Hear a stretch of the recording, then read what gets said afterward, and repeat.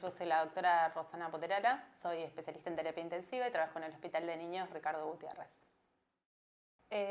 Inicialmente vamos a hablar de la definición de la insuficiencia renal aguda, que es un síndrome caracterizado por el rápido deterioro de la función renal. Hay una disminución en la tasa de filtración y hay una incapacidad para regular el manejo de líquidos y electrolitos. Puede ser secundario o a una inadecuada perfusión renal, a una obstrucción vascular, ya sea arterial o venosa, o una injuria celular del parénquima renal u obstrucción al flujo urinario. Una cosa importante es que las definiciones han ido cambiando y en lugar de hablar de insuficiencia renal aguda, actualmente se habla de injuria renal aguda, y esto es tratando de priorizar el diagnóstico precoz porque es al paciente que mejor le va. El diagnóstico precoz y el tratamiento precoz, incluso la prevención de la instalación de la insuficiencia renal, hace que el paciente tenga una mejor evolución. Se define la injuria renal aguda con cualquiera de los siguientes criterios: aumento abrupto de la creatinina dentro de las 48 horas mayor a 0,3 miligramos por decilitro, o un aumento de la creatinina mayor al 50% dentro de los 7 días previos, documentado o estimado, y la oliguria, que se define como volumen urinario menor a 0,5 mililitros kilo hora durante más de 6 horas. Estos criterios diagnósticos deben considerarse en el paciente normohidratado. Y si se utiliza como criterio único el diagnóstico de oliguria, se debe descartar la obstrucción de la vía urinaria. Hay distintas clasificaciones que intentan encasillar a los pacientes en distintos grados de esto que les contaba, de la injuria renal aguda o una falla renal más instalada, tratando de asociarlo a pronóstico y mortalidad. Uno de los estadios es la clasificación de Aki, que los divide en 1, 2 o 3 de injuria renal aguda. El estadio 1 es un aumento de la creatinina de 1,5 a 1,9 veces el valor basal, o un aumento mayor a 0,3 miligramos por decilitro, asociado a una diuresis menor a 0,5 mililitros kilo hora en 6 a 12 horas. El grado 2, un aumento de la creatinina de 2 a 2,9 veces el valor basal, con una diuresis menor a 0,5 mililitros kilo hora en mayor o igual a 12 horas. Y el grado 3 es un aumento de 3 veces el valor basal, o creatinina mayor a 4, o la necesidad de inicio de terapia de reemplazo renal, o un filtrado glomerular menor a 35 mililitros minuto para una superficie corporal de 1,73 metro cuadrado en menor de 18 años, asociado con una diuresis menor a 0,3 mililitros kilo hora en un lapso mayor a 24 horas, o anuria en un lapso mayor a 12 horas. Otros criterios de estadificación es el famoso criterio de Rifle, que lo estratifica en riesgo, injuria, falla, pérdida o enfermedad renal terminal, y utiliza como criterios para esta clasificación el criterio de filtrado glomerular y el criterio de diuresis. El criterio de filtrado glomerular divide en disminución mayor del 25% para riesgo con una diuresis menor a 0,5, injuria, disminución del filtrado mayor al 50% con una diuresis menor a 0,5 pero por un lapso de 16 horas, la falla, una disminución del filtrado del 75% con una diuresis menor a 0,3 por 24 horas o anuria por 12 horas, y la pérdida define como una insuficiencia renal aguda persistente mayor a 4 semanas, y la enfermedad renal terminal como una insuficiencia renal persistente mayor a 3 meses. Lo que intentan estas clasificaciones es asociarlo, como dijimos, a la mortalidad y al pronóstico. Y hay mucha discusión o debate sobre cómo definimos mejor, si con los criterios de diuresis, con los criterios de filtrado glomerular o los niveles de creatinina, teniendo en cuenta que la caída del filtrado es mucho más precoz que la elevación de la creatinina, con lo cual estas estratificaciones, si bien nos dan una orientación, no pueden ser tomadas como criterios exactos en la evolución de los pacientes. En cuanto a la etiología de la insuficiencia renal aguda, son múltiples y se las puede dividir en prerrenales, renales o posrenales. La ira prerrenal se debe a una reducción moderada del filtrado glomerular donde no hay daño parenquimatoso. No hay deterioro de la función renal y es una situación potencialmente reversible. Es el estadio ideal en donde queremos hallar a todos los pacientes porque con la restauración del flujo sanguíneo uno evitaría que se produzca el daño parenquimatoso y la insuficiencia renal instalada. La ira renal es cuando los riñones sufrieron un daño intrínseco y se considera más grave cuanto más importante es el daño y cuanto más tiempo de oligoanuria presenta el paciente. Y la uropatía obstructiva es la obstrucción al flujo urinario que aumenta la presión intratubular, lo que como consecuencia tiene que se reduce la filtración glomerular y produce oliguria persistente y daño renal secundario. A nivel fisiológico, lo que ocurre con la insuficiencia renal prerrenal es que el riñón sensa que hay una hipoperfusión, o sea, hay una disminución del volumen intravascular y una disminución de la tensión arterial, y esto dispara una respuesta fisiológica normal que tiene que ver con el sistema de renina-angiotensina-aldosterona, el sistema simpático y la secreción de hormona antidiurética. Entonces, la angiotensina 2, que sería el sistema de renina-angiotensina-aldosterona, estimula la reabsorción de sodio a nivel del túbulo proximal y produce vasoconstricción de la arteriola eferente glomerular.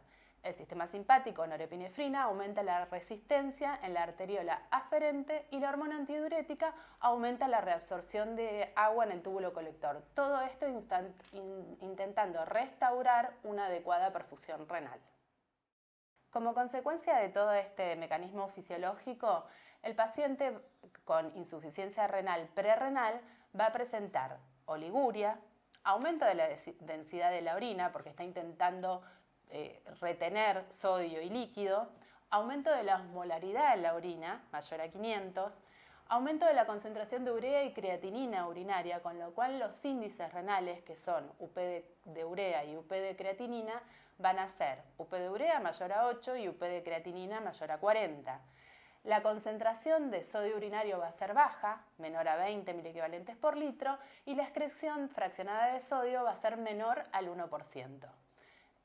Causas de la insuficiencia renal aguda prerrenal, todo lo que tenga que ver con la disminución del volumen intravascular efectivo, la deshidratación, las hemorragias, las quemaduras, la enfermedad renal perdedora de sal, la diabetes insípida central o nefrogénica, las pérdidas a un tercer espacio, esto se ve en la sepsis o en el tejido traumático, la disminución del gasto cardíaco, que se ve en la insuficiencia cardíaca congestiva, la pericarditis, el taponamiento cardíaco, la hipertensión pulmonar y el TEP masivo, causas muy frecuentes en pediatría.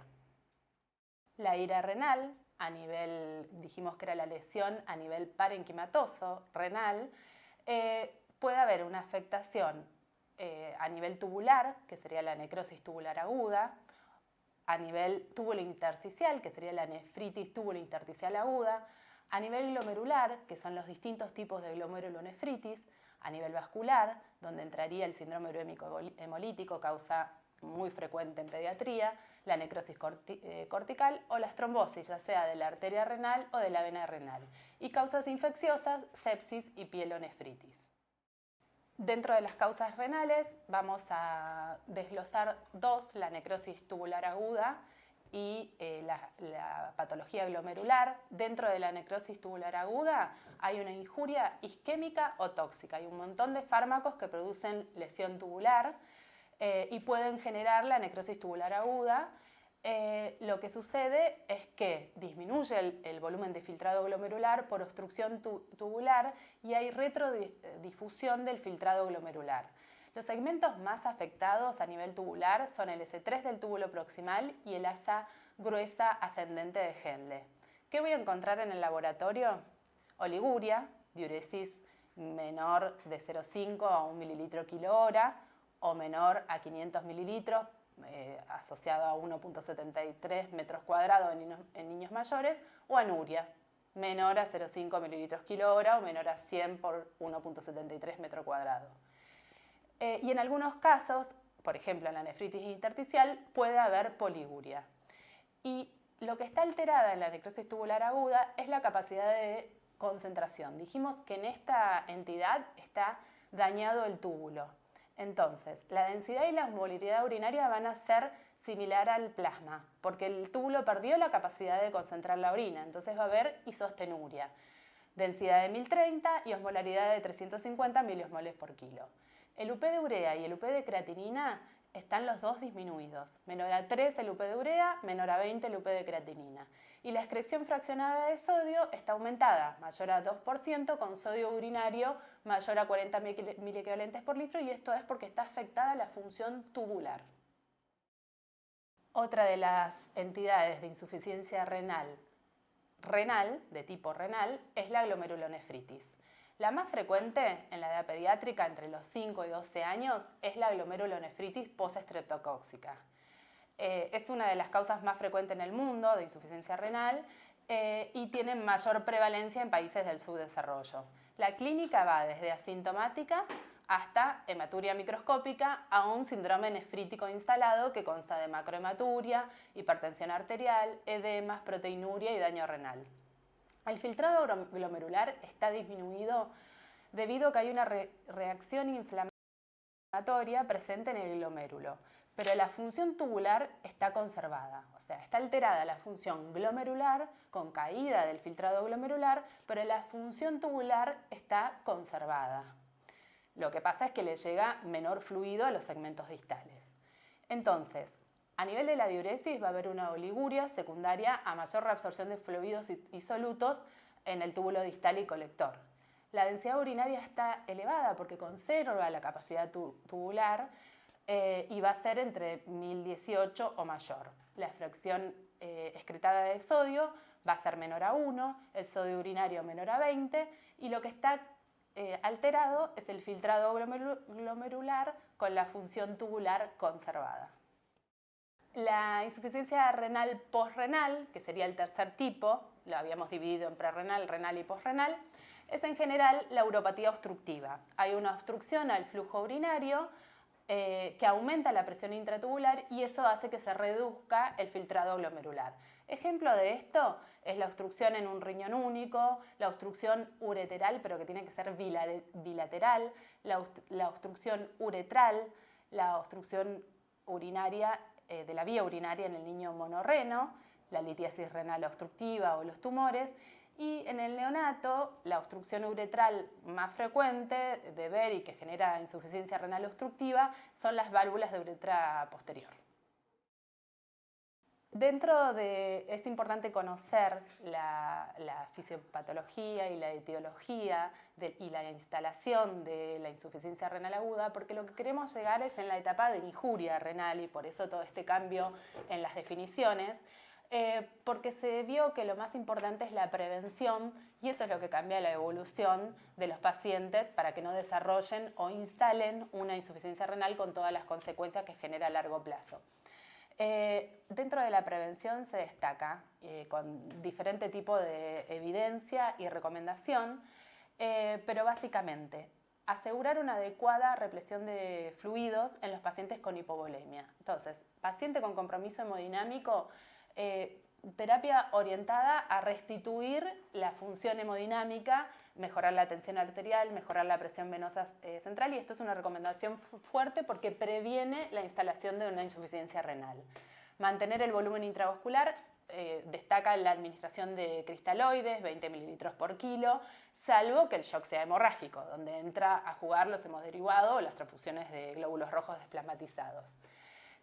Asegurar la compensación del estado hemodinámico para garantizar una adecuada presión de perfusión renal, y eso es mediante la utilización de inotrópicos en el caso de pacientes con shock vasomotor, por ejemplo los pacientes sépticos, donde están recomendados el uso de inotrópicos y vasopresores porque disminuyen el riesgo de injuria renal aguda. Y el uso racional de drogas potencialmente nefrotóxicas. Si yo tengo un paciente con compromiso hemodinámico, la idea es que elija medicación que no aumente el riesgo de injuria renal. Y si no los puedo elegir, los tengo que dosar. O sea, si tengo que poner sí o sí vancomicina a un paciente con riesgo de injuria renal aguda, tengo que monitorizar los niveles, porque si lo pongo en niveles tóxicos voy a aumentar el riesgo que tiene ese paciente de desarrollar una falla renal aguda.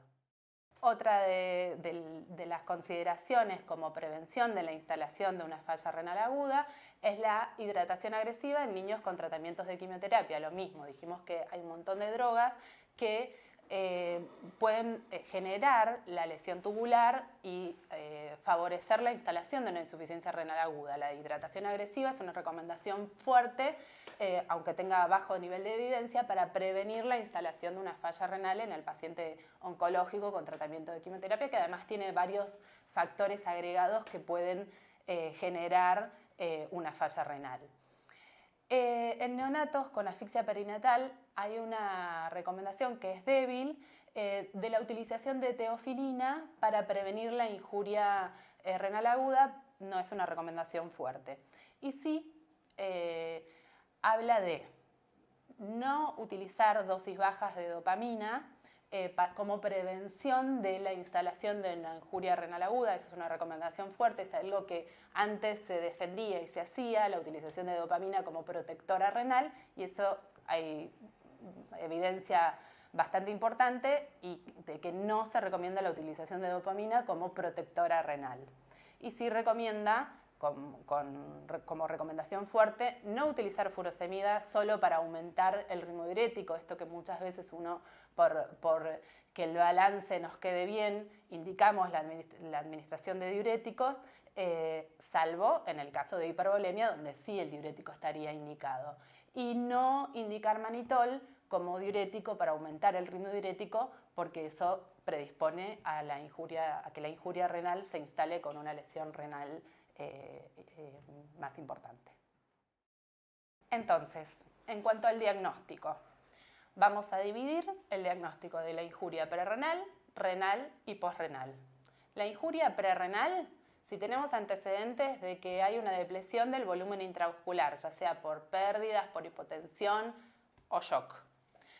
¿Qué va a tener mi paciente? Oliguria de 0,5 a 1 mililitros kilo hora en lactantes o menor a 500 mililitros por 1,73 metro cuadrado en niños mayores. Va a haber alta concentración urinaria de urea y creatinina respecto al plasma, UP de urea mayor a 8, UP de creatinina mayor a 40. La densidad y osmolaridad urinarias van a ser mayor a 1020 y mayor de 500 miliosmoles por kilo de agua. La fracción excretada de sodio va a ser menor al 1%, el sodio urinario menor a 20 miliequivalentes por litro y el sedimento en orina va a tener cilindros hialinos. Cuando buscamos el diagnóstico de la injuria renal parenquimatosa, la insuficiencia renal de tipo renal, dijimos que había dos grandes grupos, la necrosis tubular aguda y la alteración glomerular. En necrosis tubular aguda, daño a nivel del túbulo, no a nivel del glomérulo. Va a haber un antecedente de una injuria renal o isquémica o tóxica, que son los más frecuentes. El paciente va a tener oliguria o anuria, con las definiciones que ya vimos previamente, menor a 0,5 mililitros kilo hora en lactantes o menor a 100 mililitros por 1,73 de metro cuadrado en el niño mayor, o bien no oligoanúrica con una diuresis mayor a 3 mililitros kilo hora en lactantes o mayor de 2.000 mililitros por 1,73 metro cuadrado en niños mayores. El UP de urea va a ser menor a 3, el UP de creatinina va a ser menor a 20, la densidad y osmolaridad urinarias van a estar con isostenuria porque hay un trastorno en la función tubular, densidad menor a 1010, osmolaridad de 350, la fracción excretada de sodio va a ser mayor a 1, el sodio urinario mayor a 40 y el sedimento urinario con cilindros granulosos. Isquemia o drogas son las causas más frecuentes de necrosis tubular aguda. Dentro del otro grupo de la insuficiencia renal de tipo renal, las con daño glomerular, para realizar el diagnóstico tenemos en cuenta el antecedente de cuadro compatible con enfermedad por estreptococo, oliguria, y acá la función tubular está conservada y el daño es glomerular. La densidad urinaria es mayor a 1018, la excreción fraccionada de sodio es menor a 1, el sodio urinario es menor a 20 miliequivalentes por litro y hay un filtrado glomerular disminuido con función tubular conservada. Los otros grandes grupos de la insuficiencia renal de tipo renal son los vasculares, y dentro de eso cabe mencionar el síndrome urémico hemolítico, que hay una alteración vascular que es muy frecuente en el paciente pediátrico, sobre todo en primera infancia. Y por último, el diagnóstico de la injuria renal obstructiva es un paciente con oligoanuria o anuria que no queda clara el origen de esta insuficiencia renal o de este descenso del ritmo diurético, y es importante realizar una ecografía renal y de las vías urinarias en todo paciente con injuria renal aguda que uno no tiene una etiología clara, buscando la obstrucción, ¿no?, de las vías urinarias a nivel uretral o a nivel de la pelvis renal. En cuanto al tratamiento, distintos puntos a tener en cuenta. El primero es el manejo del agua y el balance hidroelectrolítico. Lo ideal es pesar diariamente al paciente y hay que realizar un estricto balance de ingresos y egresos. Y eso es una recomendación fuerte. Lo importante es definir el grado de hidratación del paciente. Si el paciente tiene una deshidratación o continúa con pérdidas concurrentes y tiene oliguria, se recomienda instaurar un aporte de fluidos endovenosos. Siempre la recomendación es cristaloides, 20 mililitros kilo en 30 minutos. Y esto es porque si el paciente está con una injuria prerrenal, siempre voy a intentar preservar el volumen intraarterial efectivo y evitar que esa injuria renal progrese a una insuficiencia renal por falta de mejorar el volumen intravascular.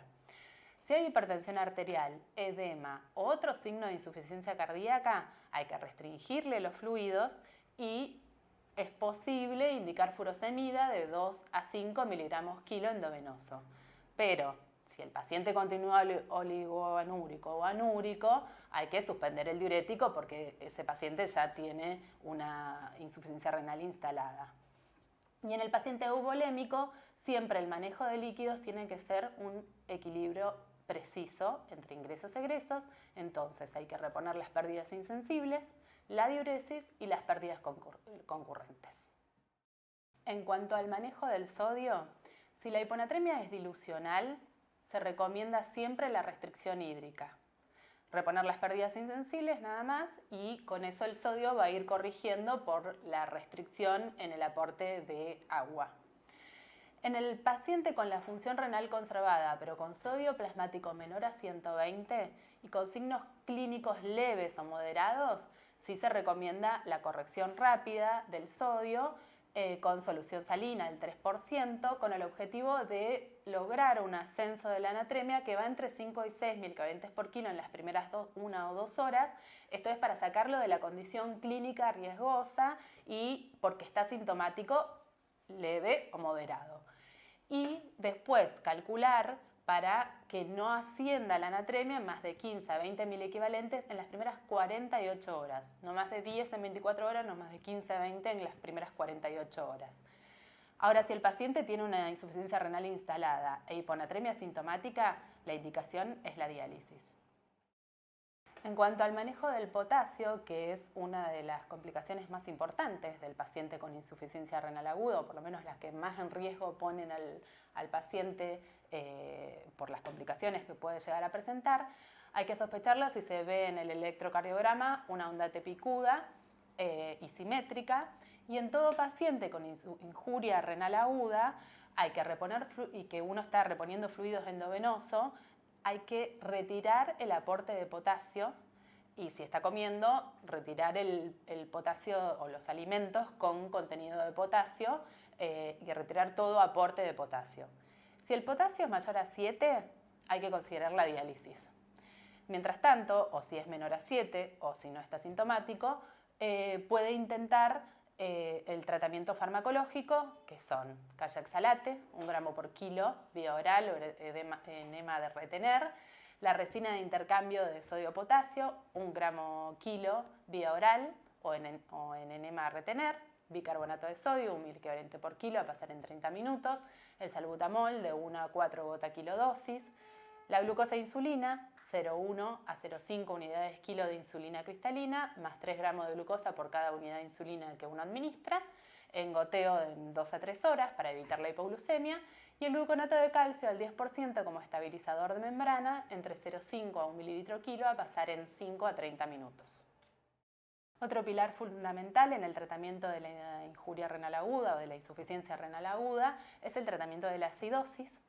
Estaría indicada la corrección con bicarbonato o 1 mg kilo en 1 hora, solo con pH sanguíneo mayor a 720 o bicarbonato plasmático menor a 15, cuando no hay una adecuada compensación respiratoria o cuando hay acidosis severa luego de un shock, sepsis u otro estado hipercatabólico. En caso de acidosis metabólica con hipervolemia o con hipernatremia, que no le puedo administrar la corrección de bicarbonato, estaría indicada la diálisis. Otra de las alteraciones que se pueden presentar en el contexto de la insuficiencia renal aguda es la hiperfosfatemia y la hipocalcemia. Los valores de fósforo sérico a alcanzar son entre 4 a 6 miligramos por decilitro en los niños entre 1 a 12 años y valores más bajos entre 3,5 y 5,5 miligramos por decilitro en adolescentes. Se recomienda restringir el fósforo de la dieta y quelantes de fósforo vía oral para disminuir su absorción intestinal. Esto es el carbonato de calcio vía oral a una dosis de 8 gramos por 1,73 metro cuadrado de superficie corporal y siempre evitar los compuestos con aluminio, antiácidos, con magnesio o con citrato. Si la hipocalcemia es sintomática y sobre todo si necesitamos corregir con bicarbonato la acidosis, está indicado administrar gluconato de calcio al 10% a 1 mililitro por kilo endovenoso a pasar lento en 30 a 60 minutos con monitoreo hemodinámico y electrocardiográfico. En cuanto al tratamiento, otro tópico importante es el tratamiento de la hipertensión arterial. Se debe considerar hipertensión arterial si la tensión arterial sistólica y o diastólica son mayores al percentilo 95 para sexo, edad y talla en 3 o más registros. En general, la hipertensión está siempre asociada a sobrecarga de volumen. Vamos a elegir el tratamiento según el grado de hipertensión, según la clínica y según la respuesta a los diuréticos. Si responde a los diuréticos, que en general es la furosemida, el tratamiento es el diurético para disminuir la sobrecarga de volumen. En el paciente que tiene hipervolemia, que está hipertenso y que no responde a la furosemida, tiene indicación de una terapia sustitutiva que es la diálisis. Una consideración es en el caso de que el paciente presenta una emergencia hipertensiva, que es la elevación severa y sintomática de la TA, de la tensión arterial, con compromiso agudo de órgano blanco, entendiendo por órgano blanco a nivel cerebral, a nivel cardíaco, a nivel del fondo de ojo. Lo que vamos a hacer es intentar disminuir la tensión arterial, pero no más de un 25% del valor inicial en las primeras 8 horas de tratamiento, para evitar el riesgo de daño irreversible del órgano blanco. Y vamos a utilizar distintos fármacos a través de una vía endovenosa. Dentro de los fármacos que podemos elegir para tratar una emergencia hipertensiva se encuentra el nitroprusiato de sodio, que es fácilmente titulable. Uno inicia con una infusión endovenosa de 0,5 a 8 gamas kilo minuto. Hay que monitorizar la presencia de tiocianatos porque no puede mantenerse un tratamiento demasiado prolongado y está contraindicado en los pacientes con hipertensión endocraniana.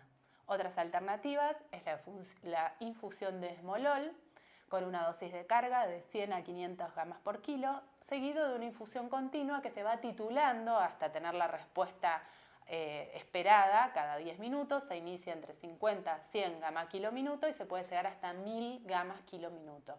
Está contraindicado en el paciente con insuficiencia cardíaca descompensada, en el shock cardiogénico, la bradicardia sinusal o enfermedad obstructiva de la vía aérea. Otra alternativa es el goteo de labetalol con una infusión inicial endovenosa continua de 0,4 a 1 miligramo kilo hora con un máximo de 3 miligramos kilo hora. y las contraindicaciones son similares al esmolol porque es el mismo grupo de drogas. Si la situación es una urgencia hipertensiva, es decir, que hay una elevación severa de la TA de la tensión arterial mayor al percentilo 99, pero sin compromiso agudo de órgano blanco, si la hipertensión es aguda, hay que descenderla en horas. Ahora, si es crónica, hay que descenderla gradualmente en días. Si es posible, hay que utilizar la vía oral y las medicaciones son, como primera indicación, el minoxidil, 0,1 a 0,2 miligramos kilodosis cada 12 horas, con una dosis máxima de 10 miligramos dosis. El minoxidil tiene un comienzo de acción entre 1 a 2 horas y la duración de acción de 8 a 12 horas, por eso el intervalo de administración. Y en segunda instancia, cuando la hipertensión no es tan severa, o sea, es menor al percentilo 99, sin compromiso de órganos blancos, igual, nifedipina de liberación prolongada, 0,25 a 0,5 miligramos kilodosis, con una dosis máxima de 3 miligramos kilodosis, o amlodipina, que va entre 2,5 a 5 miligramos cada 24 horas. En adultos se puede dar hasta 10 miligramos, en niños las dosis recomendadas son 5 miligramos día.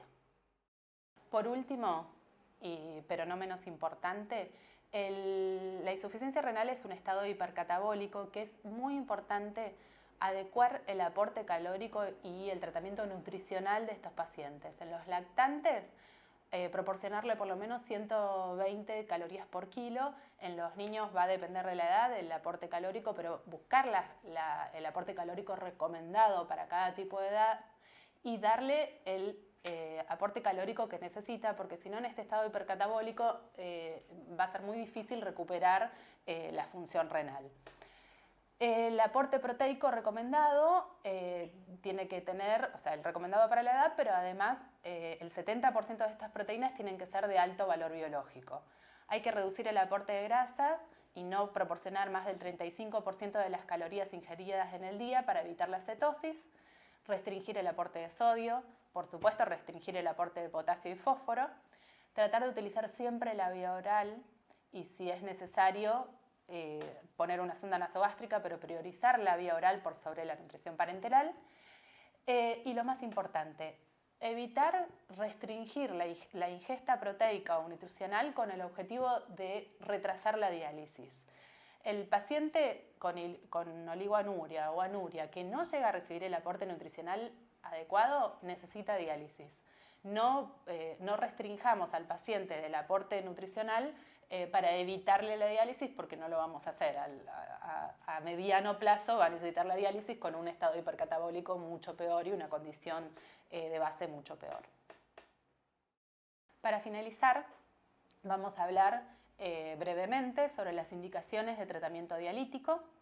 Y la primera indicación, la insuficiencia renal aguda o oligoanúrica, que para mantener un adecuado aporte nutricional requiere remoción de líquidos o electrolitos. El paciente con sobrecarga de volumen, que le provoca una insuficiencia cardíaca congestiva, edema pulmonar o hipertensión arterial severa, no tratable con medidas conservadoras como los diuréticos. Los pacientes con anomalías electrolíticas y del estado ácido-base que le impliquen riesgo de vida, la hipercalemia mayor de 7 con manifestaciones electrocardiográficas, la hipernatremia, la hiponatremia, la acidosis metabólica que no se puede corregir con bicarbonato por el riesgo de hipernatremia o por el riesgo de sobrecarga de volumen, los signos y síntomas de uremia, pericarditis, alteración del sensorio.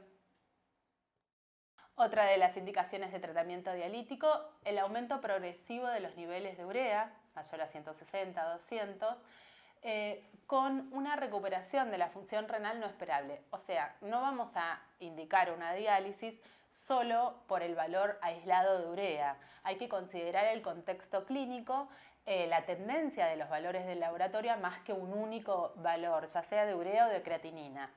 Sí tener en cuenta que en los lactantes es posible que uno deba iniciar las terapias de reemplazo renal con valores más bajos de urea y creatinina debido a su menor masa muscular. Y otra de las indicaciones, el síndrome de lisis tumoral con hiperuricemia mayor de 10 miligramos por decilitro y oliguria, y los errores congénitos del metabolismo con acidosis orgánica severa o hiperamoniemia Y por último, la ingestión de tóxicos, salicilatos, metanol, etanol, teofilina, que según sus concentraciones y la clínica que les genere, tienen indicación de diálisis para remover esa sustancia del organismo. Dentro de las conclusiones, la insuficiencia renal aguda es una enfermedad de alta incidencia y su morbimortalidad debe estratificarse y ver el riesgo individual de cada paciente. Son fundamentales las medidas de prevención, porque eso es lo que cambió la evolución y la mortalidad. La mortalidad de la insuficiencia renal aguda es alta, entre el 30 al 46%, y si la insuficiencia renal aguda se produce en el contexto de una terapia intensiva, tienen 11 veces más riesgo de mortalidad que fuera de la terapia intensiva, con lo cual la prevención es fundamental. Muchas gracias.